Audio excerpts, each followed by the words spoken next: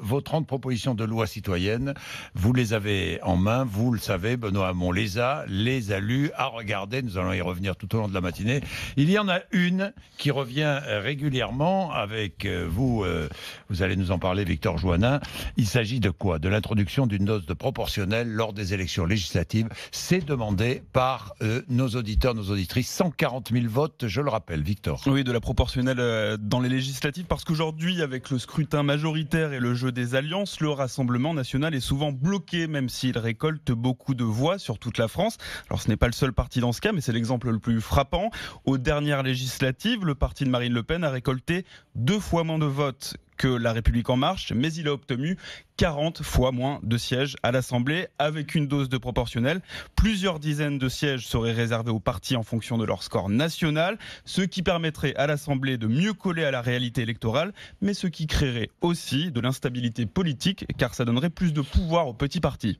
La proportionnelle, une dose de proportionnelle aux législatives, c'était une promesse de campagne d'Emmanuel Macron. Une promesse qui devait être tenue dans le cadre de la révision de la Constitution, mais cette révision a été plusieurs fois reportée à cause de l'affaire Benalla, à cause de la crise des Gilets jaunes. La proportionnelle, tout le monde en parle, mais au final, personne ne l'applique. Nicolas Sarkozy, François Hollande, en leur temps, y étaient favorables.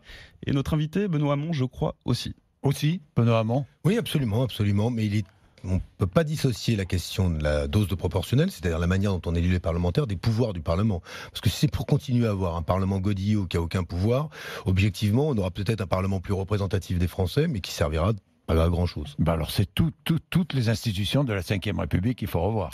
Le régime présidentiel. Vous observerez que le président de la République, quand il a écrit aux Français, il s'est bien gardé d'interroger une chose, son propre pouvoir.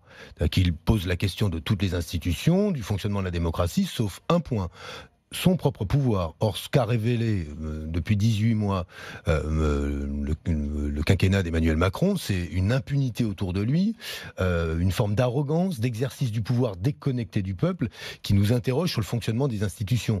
Et on ne peut pas améliorer la démocratie dans ce pays sans poser la question du pouvoir du président de la République et de son impunité.